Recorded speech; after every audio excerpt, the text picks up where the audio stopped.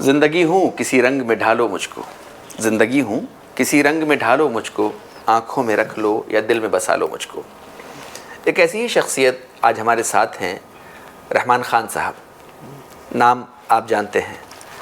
ان کا ادب کے دائرے میں طنز و مزاح کو، اشعار کو، اردو زبان کو اور زندگی کو اسٹیج پر پیش کرنا ان کا ہنر ہے، اور یہ ایک ایسی خوبی ہے جو بہت کم لوگوں کو نصیب ہے کہ جو اس فن کو برت پاتے ہیں۔ شعر و ادب میں ہمارے یہاں جتنی بھی بڑی بڑی شخصیات گزری ہیں، یا نثر میں جو ہماری شخصیات گزری ہیں، ان سے ہم سب کو استفادہ کرنا چاہیے۔ آئیے ہم رحمان خان صاحب سے بات کرتے ہیں۔ سر، بہت بہت شکریہ آپ کا، آپ نے وقت دیا۔ میں چاہتا ہوں کہ آپ ہمارے آڈینس کو بتائیں کہ یہ مزاح کتنی خوبصورت چیز ہے اور کتنی اچھی چیز ہے۔ دیکھیے، سب سے بڑی بات ہے کہ آج پرفتن دور میں، اور جبکہ سٹریس جو ہے نیو نارمل کی طرح ہو چکا ہے، ڈپریشن جو ہے ایک جیسے کہتے ہیں نا ان تھنگ ہے، فطرت سے آدمی جو ہے پیسمسٹ ہے، نیگیٹو ہے، اور وہ زیادہ تر آپ سڑکوں پہ دیکھیے، اگر چلتے وقت گاڑی چلا، آدمی کے چہرے پہ شکن ہوتی ہے، پریشان ہوتا ہے۔ تو بہت پہلے کامیڈی اس پیشے میں ایک دفعہ ایسا اتفاق ہوا جہاں سے میری سوچ میں تھوڑا سا ایک فرق آیا، ایک ٹرانسفارمیشن آیا کہ ایک شو پر ایک خاتون مجھے ملی، بالکل، اور انہوں نے مجھ سے کہا کہ بہت تندرست خاتون تھی اور گھر سے کم نکلتی تھی۔ انہوں نے کہا کہ میں آج بہت سالوں کے بعد ہنسی ہوں۔ بالکل۔ تو میں نے سوچا کہ یہ اتنی پریشان ہے، یہ اس کو لافٹر کیا ہے، ہنسی مذاق، ان کی لائف سے جو ہے ہیپینس ہے ہی نہیں۔ تو انہوں نے کہا کہ میں بہت سالوں کے بعد ہنسی ہوں۔ تو میرا نظریہ تھوڑا بدلا، یہ ہوا 2016 میں ہوا ہے، اس سے پہلے بھی تو میں کر ہی رہا تھا۔ مجھے لگا کہ یہ کام صرف ہنسانے اور پیسے کمانے کے لیے نہیں ہے۔ بالکل، اگر آپ تھوڑی دیر کے لیے کسی کی پریشانی کو بھلا دیتے ہیں، بالکل، تھوڑی دیر کے لیے اس کے چہرے پر تبسم کے ستارے ٹانک دیتے ہیں، تھوڑی دیر کے لیے اس کو جو اس کی ایک کنگڈم ہوتی ہے جس پہ دکھ، درد، رنج، علم، بے کسی جو ہوتی ہے، اس سے اس کو باہر لے آتے ہیں نا، تو یہ ایک ثواب کا بھی کام ہے۔ دیکھو، ثواب بہت بڑا، بہت بھاری جملہ ہے، اور ہم یہ ہے کہ آپ کیا کر سکتے ہیں؟ آپ، خدا نے آپ کو جو پیدا کیا ہے، عبادت تو عین فرض ہے آپ پر، جو بھی ذمہ داری ہے، علاوہ اس کے معاملات، آپ کیا ڈفرینس اپنے تئیں، اپنی ذات سے سماج میں کیا ڈفرینس پیدا کر سکتے ہیں؟ تو مجھے ایسا لگتا ہے، مجھے یہ کام آتا ہے تو میں اس کے ذریعے لوگوں کو خوش کر سکتا ہوں، ان کی پریشانی دور کر سکتا ہوں۔ تو میرے لیے یہی میری ایک جو ہے، آپ عبادت کہہ لیجئے یا یہ میری کوشش کہہ لیجئے کہ میں ایک ذمہ داری ہے، اللہ کو راضی یوں بھی کریں کہ اللہ کے بندوں کو تھوڑا سا خوش کر لیں، اور یہ جب اس کی رضامندی کے لیے یہ ہوتا ہے تو پھر کوشش یہ ہوتی ہے کہ اس طرف رہوں زیادہ۔ بے شک اعمال کا تعلق اس بات سے ہے کہ جو عبادتیں ہیں اس کا تعلق اور آپ کے اور اللہ کے درمیان ہے، لیکن ایک عبادت یہ بھی ہے کہ آدمی زندگی کو اللہ کے قانون کے دائرے میں گزارتے ہوئے ایسے اعمال کرے جس سے واقعی لوگوں کو خوشی ملے، لوگوں کی زندگی میں خوشیاں آئیں۔ اور جو رحمان صاحب کو میں نے سنا ہے، میں نے یہی دیکھا ہے کہ ان کی کامیڈی میں، ان کے مزاح میں کہیں پر بھی ولگریٹی نہیں ہوتی، کہیں پر بھی اوچھا پن نہیں ہوتا، ہلکا پن نہیں ہوتا۔ جیسا کہ ہم دیکھتے ہیں کہ طنز و مزاح میں جو ہمارے ہاں اردو میں طنز و مزاح لکھا گیا، اس سے پوری دنیا نے فائدہ اٹھایا ہے، اور پچھلے زمانے میں بھی جو طنز و مزاح فلموں میں تھا، لیکن بعد میں دیکھا گیا کہ اس کے اندر بہت ایسی چیزیں پیدا ہو گئیں جو مناسب نہیں تھی۔ تو ضرورت ہے کہ اردو والے بھی اس چیز کو اپنائیں کہ کس طرح کی چیزیں جو ہے اس فن کے لکھنے والوں کو پیش نظر رکھنی چاہیے۔ میں چاہتا ہوں اس پر آپ تھوڑا روشنی ڈالیں، چونکہ آپ کو ہمیشہ یہ پریشانی آتی ہوگی کہ ہم کوئی چیز پڑھ رہے ہیں، اس میں فلاں چیز نہیں ہے، فلاں چیز نہیں ہے، پھر اس میں نئی سرے سے محنت کرنی پڑ رہی ہے یا غیر ضروری محنت کرنی پڑ رہی ہے۔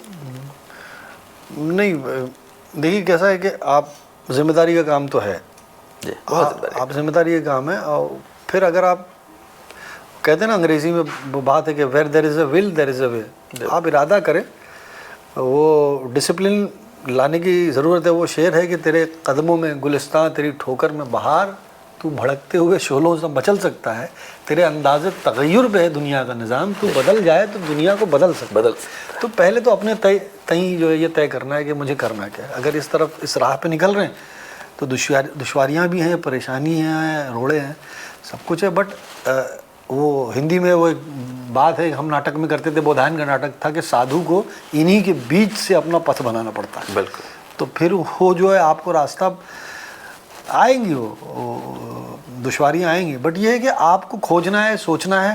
اور میں نے یہ سوچا تھا کہ آج جو کہ پاپولیرٹی ہے اسٹینڈ اپ کامیڈی کی, وہ ہے تھوڑی سی edgy comedy, double meaning comedy, اصلی کامیڈی جو آسانی سے کیٹر ہو جاتی ہے, آسانی سے لوگ وائرالٹی کی طرف لے کے جاتی ہے.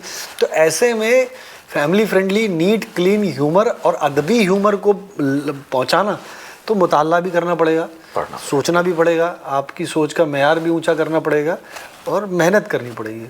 اور کر رہے ہیں, آپ لگے ہوئے ہیں, اور مجھے پوری امید, جس طرح سے مجھے رسپانس مل رہا ہے, آج بھی آپ نے شو دیکھا, لوگوں کی بڑی پذیرائی, محبت. اور مشکل یہ, جیسے آپ نے ایک جملہ تھوڑی دیر پہلے کہا تھا کہ بچے جو بدتمیزی کرتے ہیں نا, تو اس میں تمیز والی بات کیا کانٹینٹ ان کو بیچ میں انجیکٹ کرنا کیا ہوتا ہے کہ آپ ایک پوائنٹ کے بعد کمانڈ کرتے ہیں اسٹیج پہ, اور آپ کی ڈور ہوتی ہے ان کے ہاتھ میں, کیونکہ آپ اوپر کھڑے ہوئے ہیں, کیونکہ وہ بہت ریاضت کے بعد آتی ہے.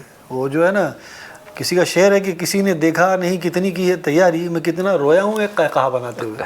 بہت بالکل. اور لوگ آسان سمجھ لیتے ہیں آسانی کو, تو وہ بڑی محنت سے آتی ہے, مشقت سے آتی ہے.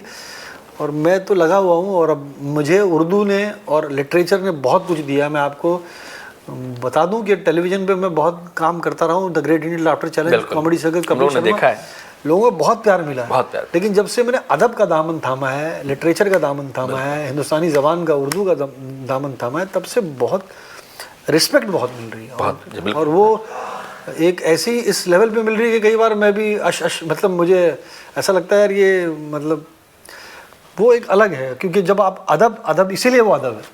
تو میں خوش ہوں, اور میں کرتا رہوں گا. اور اس کے ذریعے سے تو بڑے بڑے کام لیے گئے ہیں, ایک ایک جملوں کے ذریعے سے کتنے بڑے بڑے مسائل حل کیے گئے ہیں, اور کیسے کیسے خطرناک لوگوں کو کتنی خوبصورتی سے جواب دیا گیا ہے ہیومر کے ذریعے سے. آپ اس کا اندازہ نہیں کر سکتے. طنز و مزاح کتنی بڑی دولت ہے آپ کے پاس, اور ایسے لوگ جو آج میں نے کہا ان سے مزاحیہ انداز میں کہ آپ نے جو ہے ادب کو بے ادبوں کے بیچ میں سلیقے سے پیش کر دینا, کتنا بڑا کمال ہے. اس کا اندازہ وہی کر سکتا ہے جو ادب سے واقف ہو. نہیں, وہ گوپی چند نارنگ کہتے ہیں نا کہ معاشرے کی اصلاح کے لیے کوئی دوسرا ادبی حربہ اتنا کارگر نہیں جتنا کہ طنز و مزاح ہے. بالکل.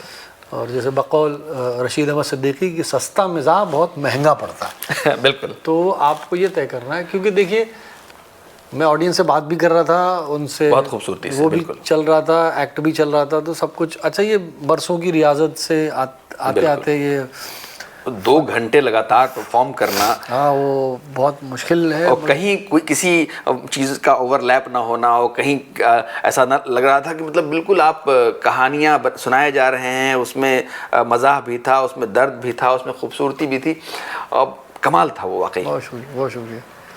تو آپ نے ہمیں کچھ, اگر آپ مزید طنز و مزاح پڑھنے اور پڑھانے والوں کو کچھ اگر مشورہ دینا چاہیں کہ بچوں کو کس طرح طنز و مزاح پڑھائیں اور کس طرح سے ان کی تربیت کریں, یا کچھ خاص نام بتانا چاہیں تو. کتابیں مطالعہ ضروری ہے, مطالعہ ضروری ہے. آپ پڑھیں, جیسے آج کل اردو کتابیں اگر آپ کو نہیں, دیوناگری میں بھی اویلیبل ہے, بہت ساری ویب سائٹس ہے جہاں پر مل رہی ہے, انگریزی رومن میں بھی مل رہی ہے, آج کل تو چیٹ جی پی ٹی کا دور ہے. تو پڑھیں, میں چاہتا ہوں پڑھیں مشتاق احمد یوسفی, ہیومر والوں کو تو عین لازم ہے, ان کو پڑھیں. آپ مجتبیٰ حسین کو پڑھیں, یہ حیدرآباد کے بڑے بہت مزاح کا نام ہے. اور شوکت تھانوی ہیں, کرنل محمد خان ہیں, شفیق الرحمان صاحب ہیں, پطرس بخاری تھے. پطرس بخاری, ان کی جو پطرس کے مضامین دسی ہے, جس میں ان کا کتے پڑھ لیجئے, مرحوم کی یاد میں, میبل اور میں, مرید پور کا پیر. آپ وہ کتنی اچھی بات کہتے ہیں کہ انگریزی میں کہاوت ہے کہ بھونکنے والے کتے کبھی کاٹتے نہیں, لیکن یہ کیا پتا وہ کتا کب بھونکنا بند کر دے اور کاٹنا شروع کر دے. تو کتنی ایک الگ طریقے سے. تو یہ بہت کچھ ہے, بہت ان کے یہاں کہانی پن ہے. آپ ابن انشا پڑھیں, بہت لوگ ملے گا, بہت کچھ ملے گا, بہت ہے اس زبان میں. بہت تو باتیں تو بہت کی جا سکتی ہیں, اور اتنی کی جا سکتی ہیں کہ مطلب راتیں ختم ہو جائیں اور باتیں ختم نہ ہوں. لیکن تھکے ہوئے ہیں 2 گھنٹے کے اسٹیج شو کے بعد, اور اس سے پہلے 2 گھنٹہ اور پھر بعد کے 2 گھنٹے کے بعد آدمی جس قدر تھکا ہوا ہوتا ہے, اس کے باوجود اتنی صفائی سے, اتنی خوبصورتی سے یہ انٹرویو دینا اور ہمیں موقع دینا, اس کے لیے بہت بہت شکریہ آپ کا, اور آپ لوگوں کا بھی بہت بہت شکریہ. تھینک یو, بہت شکریہ, بہت شکریہ.